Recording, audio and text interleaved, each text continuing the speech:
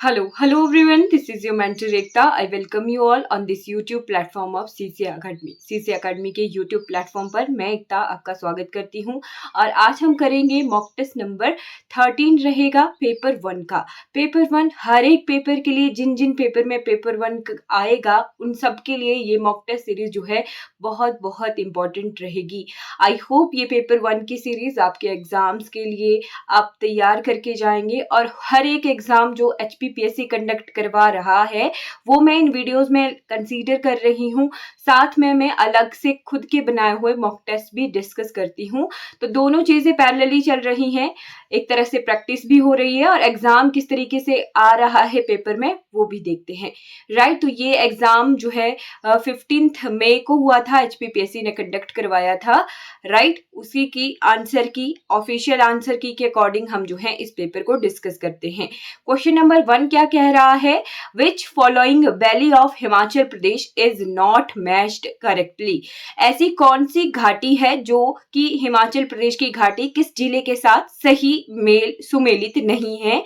ये इस क्वेश्चन का आंसर है। तो बल वैली बल मंडी में ही है, सांगला किन्नौर में ही है, चुराहा चंबा में ही है, बट ये जो पिन घाटी है ये है स्पीति में और कुल्लू में पार्वती घाटी है। ध्यान रखना, पिन पार्वती हम पढ़ते हैं तो पिन जो है स्पीति की तरफ है और पार्वती कुल्लू की तरफ है। तो ये जो सी ऑप्शन है ये करेक्टली मैच नहीं है। Question number 2, which following is not correct about Kangra district of Himachal Pradesh. तो यहाँ पे डायरेक्टली हमें एक ही स्टेटमेंट दिखनी चाहिए थी जो कि बहुत इनकरेक्ट है। Beas reverse enter it at Sandhol. Sandhol जो हारसी पतन जगह है, मैं बार बार हिमाचल जीके में पढ़ाती हूँ कि हारसी पतन यानी संधोल में जो रिवर ब्यास है वो डिस्ट्रिक्ट हमीरपुर में एंटर करती है, कांगड़ा में ये जो है नदौन जगह पर एंटर करती है। ध्यान रखिए, ऑप्शन नंबर ए इनकरेक्ट है, तो ऑप्शन नंबर ए ही जो है सही आंसर रहेगा इसका। Identify the lake of Himachal Pradesh which is located at highest altitude from the following. तो इनमें से सबसे ऊंचाई पर स्थित कौन सी वाली झील है? तो इसके लिए हमें पता होनी चाहिए इन जगहों के प्लेसेस कि कहाँ पर ये हैं और साथ में इनकी हाइट पता होनी चाहिए। तो ये जो डी श्रिंगतिंगु झील है ये सबसे ज्यादा हाईएस्ट ऑल्टीट्यूड पर लोकेटेड है, सबसे ज्यादा ऊंचाई पर है। ये कहाँ पड़ती है वो भी पता होना चाहिए। श्रिंगतिंगु जो ये झील है ये है डिस्ट्रिक्ट कुल्लू में। राइट, रोहतांग दर्रे के आसपास वाला जो क्षेत्र है वहीं पर ही भृगुतुंग श्रिंगतिंगु ये झीलें मिलती हैं। चंद्रकूप झील लास्ट पेपर भी हम डिस्कस कर चुके हैं, उसमें चंद्रकूप झील की लोकेशन पूछी गई थी, तो ये चंबा में है।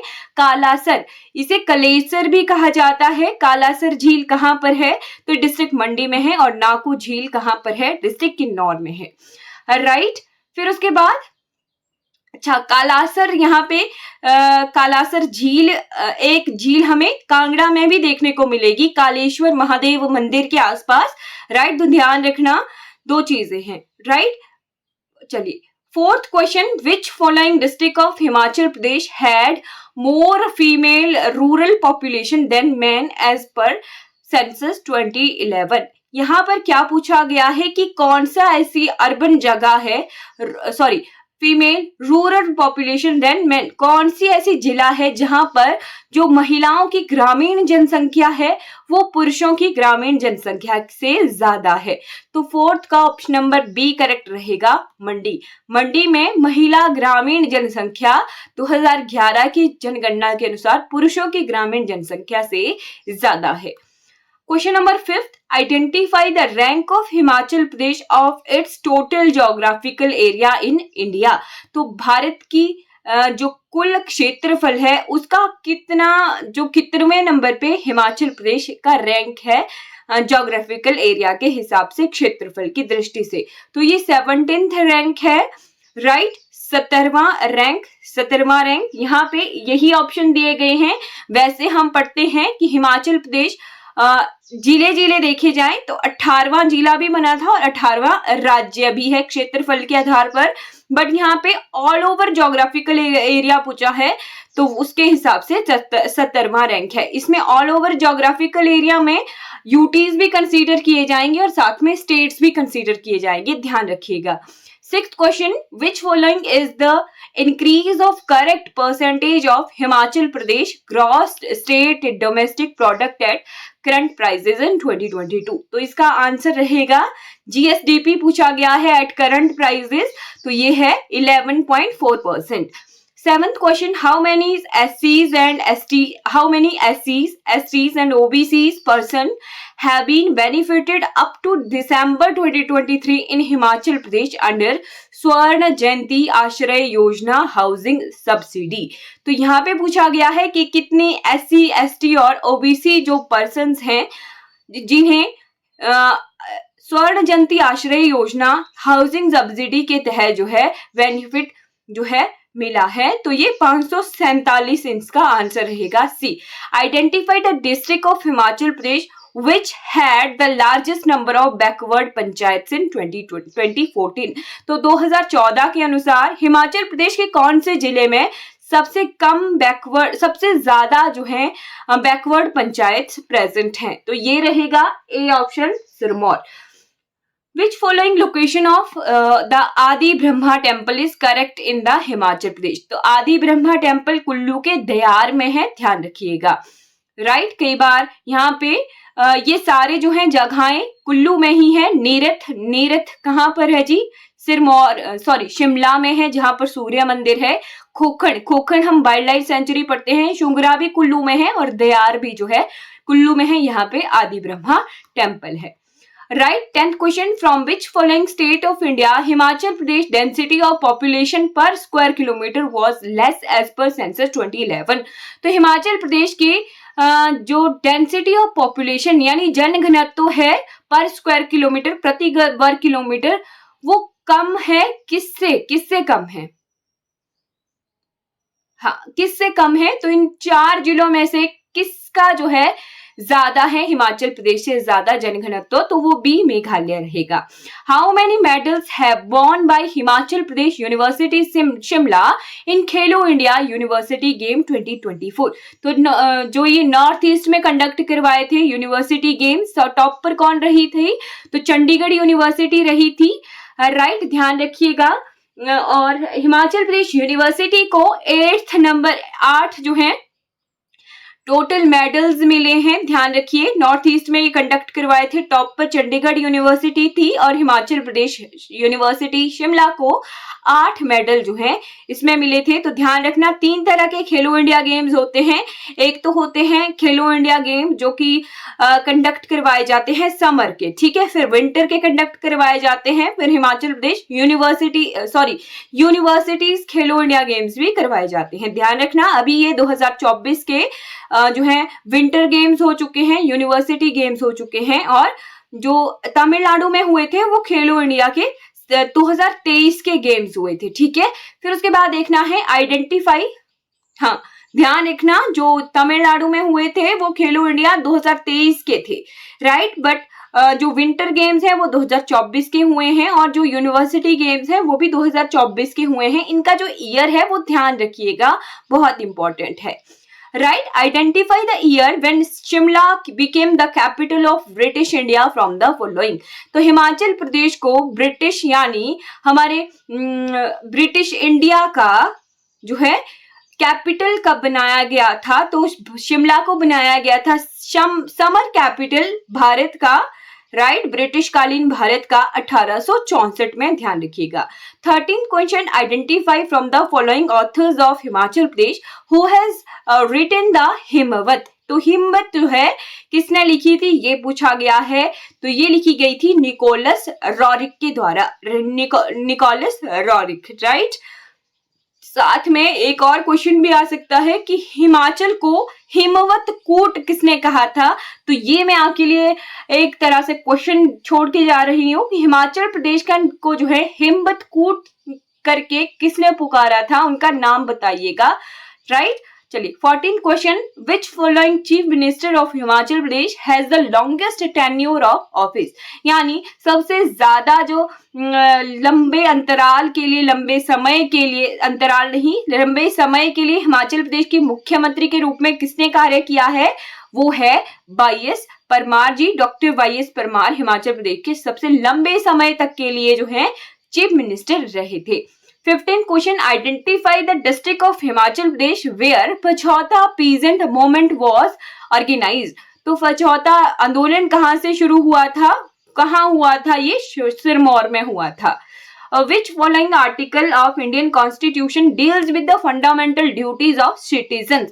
तो लास्ट पेपर जो हमने डिस्कस किया था वहां पे फंडामेंटल ड्यूटीज को किस संविधान संशोधन यानी कॉन्स्टिट्यूशनल अमेंडमेंट के तहत इंडियन कॉन्स्टिट्यूशन में जोड़ा था, वो पूछा था। और यहाँ वहां पे मैंने आपको साथ में आर्टिकल भी बताया था, राइट। तो इसका आर्टिकल 51A जो है सही रहेगा। अगर आप पिछली वीडियो देख के इसको देख के जो है एग्जाम देने गए होते तो 1 मार्क्स तो आपका यहीं से ही बन जाना था, राइट। फिर उसके बाद 17th question, the economic the 7th economic census of India was conducted in. तो जो है आर्थिक सर्वे जो है जनगणना की गई थी भारत की, कब की गई थी आर्थिक जनगणना? 2019 में। सी जो है आंसर करेक्ट रहेगा।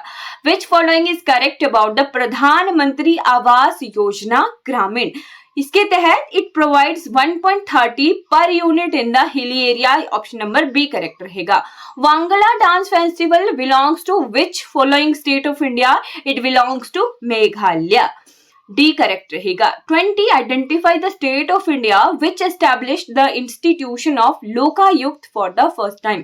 तो यहाँ पे डायरेक्ट पूछा गया है कि प्रथम लोकायुक्त जो है कौन से राज्य में बनाए गए थे? बी करेक्ट रहेगा, Maharashtra. In which following mountain range the थाल घाट is situated? तो थाल घाट जो है एक तरह से गैप है ये, राइट। यहाँ पे हम बहुत सारे गैप पढ़ते हैं। अगर आपने जो कोस्टल एरिया वाला चैप्टर पढ़ा होगा ध्यान से, राइट, तटीय क्षेत्रों वाला, वेस्टर्न घाट, ईस्टर्न घाट्स, वहां पर हम डिस्कस करते हैं। तो हमें वेस्टर्न घाट्स में बहुत सारे गैप्स मिलते हैं, राइट, केरला से लेके महाराष्ट्र तक। तो वहीं पर ही वेस्टर्न घाट में ही हमें महाराष्ट्र के आसपास ये थाल घाट गैप मिलता है। तो ये करेक्ट रहेगा, western Ghat. 22 identify the society which was founded by Gopal Krishna Gokhale from the following. तो यहाँ पे गोपाल कृष्ण गोखले ने कौन सी सोसाइटी का जो है बनाई थी? तो इसका ऑप्शन नंबर सी करेक्ट रहेगा, servants of Indian society. 23 which following is correct? तो करेक्ट या नॉट करेक्ट, इस क्वेश्चन में मैं थोड़ी डाउटफुल हूं, चलिए, बट फिर भी इसका जो करेक्ट आंसर है वो यही है, Andaman and Nicobar has the largest number of islands, right. इसको देखना पड़ेगा यहाँ पे करेक्ट था या नॉट करेक्ट था। ओके, हाँ करेक्ट ही होगा ये, Andaman and Nicobar has largest number of islands, ठीक है। फिर उसके बाद 24 identify from the following countries which has become the third largest economy of world. तो तीसरी सबसे बड़ी जो है अर्थव्यवस्था कौन बन चुकी है? जर्मनी। ओके, ध्यान रखिएगा। 25 in which following city the second summit took place between the US president and the North Korean leader. ये जो है द्विपक्षीय वार्ता इसे कह सकते हैं, यूएस के प्रेसिडेंट और नॉर्थ कोरिया के लीडर के बीच में हुई है, हनोई में ये हुई है। 26 identify the international day of प्रिजर्वेंस of ozone. तो ओजोन डे पूछा गया है। और अभी तक हमने जितने भी एग्जाम डिस्कस किए हैं वहां पे सितंबर मंथ के जो डेट्स है ना वो पूछी गई हैं, सितंबर, अक्टूबर, नवंबर। अभी अगर आप मई में जो एग्जाम देने जा रहे हो तो आपको सितंबर से लेके दिसंबर तक के सारे जो डेज हैं वो ध्यान रख के जाने हैं। अभी तक मैंने जितने भी पेपर डिस्कस किए हैं वहां पे मैंने सितंबर और 1 नवंबर का आया था वो देखे थे हमने। तो सितंबर के तो पूछे ही हैं, सितंबर के 2-3 डेज पूछ लिए। तो 16 सितंबर को मनाया जाता है ozone day. Which following countries matched correctly with its medal tally in World Athletics Championship 2023? तो ये यूएसए रहेगा। उन्हें यूएसए को वर्ल्ड एथलेटिक्स चैंपियनशिप 2023 में 29 मेडल मिले हैं। 28 identify from the following correct number of members of European free trade association. तो यहाँ पे 4 मेंबर्स हैं, बी करेक्ट रहेगा। 29 of the following who has won the best actress Oscar academy award. तो best actress का Oscar award किसे मिला है? ईमा स्टोन को। 30 identify from the following country which is the first NATO member to suspend its embassy in Russia in 2023. तो इसका correct रहेगा ओके आइसलैंड रहना था, डी यहाँ पे करेक्ट रहना था, यहाँ पे शायद रहा नहीं है ऑप्शन, राइट, इसका आइसलैंड रहेगा करेक्ट आंसर, डी में था वो आइसलैंड। ओके चलिए यहाँ पे ऑप्शन जो है मेरे से मिसप्रिंट हो गया शायद, हाँ ऑप्शन नंबर डी ही था, आइसलैंड था इसका आंसर। अरे दुष्ट राक्षस तेरा अंत अब निकट है, रेखांकित पद में किस कारक के परसक का प्रयोग हुआ है? तो ये तो इतना इजी क्वेश्चन था, इसको अटेम्प्ट करके ही करके आना था। अरे हे ओ अरे हम पढ़ते हैं संबोधन, है ना, संबोधन हे ओ अरे, तो वो ही है अरे दुष्ट राक्षस, तो बी संबोधन इसका करेक्ट था। महात्मा जी ने दांडी यात्रा के लिए प्रस्थान किया, रेखांकित पद संज्ञा का भेद है, तो यहाँ पे महात्मा जी किसकी बात की जा रही है? दांडी यात्रा से महात्मा जी यानी महात्मा गांधी जी रिलेटेड थे, तो किसी एक पर्टिकुलर व्यक्ति की बात है, तो व्यक्तिवाचक संज्ञा। 33 पुल्लिंग स्त्री का कौन सा युग्म जो है पुल्लिंग स्त्रीलिंग का कौन सा युग्म सही नहीं है? तो यहाँ पे कौन सा युग्म सही नहीं है? ए करेक्ट रहेगा। नर्तक का नर्तकी होता है, यहाँ पे नर्तिका लिखा है, नर्तक नर्तकी, राइट, ए जो है करेक्टली मैच नहीं है। विद्वान का विदुषी ही होता है, वीर का वीरांगना, स्वामी का स्वामिनी होता है, बट नर्तक का नर्तकी नर्तकी होता है, नर्तकी, तो ए करेक्टली मैच नहीं है। 34 तुम दूसरों से जैसा आचरण करोगे लोग तुम्हारे साथ भी वैसा ही आचरण करेंगे, रचना की दृष्टि से वाक्य का प्रकार है, तो ये है मिश्र वाक्य। 35 सड़क के किनारे जो आलीशान महल दिख रहा है वह मेरा है, तो यहाँ पे निश्चय ही निश्चित कर दिया कि वो महल जो है मेरा ही है, तो यहाँ पे सर्वनाम का कौन सा पद है? निश्चय वाचक। अयोग्य समस्त पद किस समास का उदाहरण है? तो ये तत्पुरुष समास है, राइट, नत्र तत्पुरुष समास है, सी करेक्ट रहेगा। 37 सम्राट अशोक ने विश्व को शांति का उपदेश दिया, यह किस वाच्य में है? तो ये है कर्तृवाच्य में। काम किया किसने? अशोक ने, सम्राट अशोक ने, तो कर्तृवाच्य, राइट। फिर है 38 कड़त साथ ही मयान ते असि रिपु तनते प्राण, इस पंक्ति में कौन सा अलंकार है? तो ये है अतिशयोक्ति अलंकार। बांछे खेलना, इसका सी करेक्ट रहेगा, बहुत प्रसन्न होना, right, option number C correct रहेगा, बहुत प्रसन्न होना। 40 निम्नलिखित में से शुद्ध वाक्य का विकल्प है, तो इनमें से कौन सा सही वाक्य है? मैंने घर जाना है, मेरे को घर जाना है, मुझे घर जाना है, मुझे घर को जाना है, ऑप्शन नंबर सी इसमें करेक्ट है, मुझे घर जाना है। Okay 41 choose the right option to fill in the blanks. My father received the award when he was 30 years old. तो यहाँ पे ऑप्शन नंबर सी करेक्ट रहेगा। 42 choose the right option to complete the statement. तो यहाँ पे भी fill in the blank है। Many a student has tried to solve the puzzle you sent. A correct रहेगा।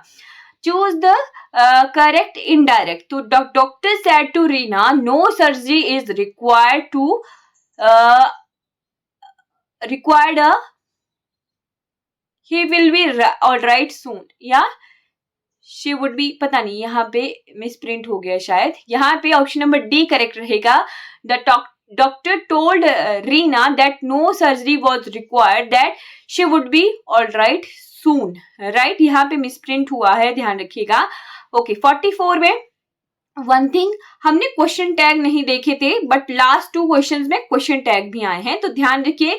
यहाँ पे बोला है I went to the college, didn't I, मतलब कि क्वेश्चन टैग का क्या मतलब है कि जो वाक्य है ना I went to the college, ये किस में है?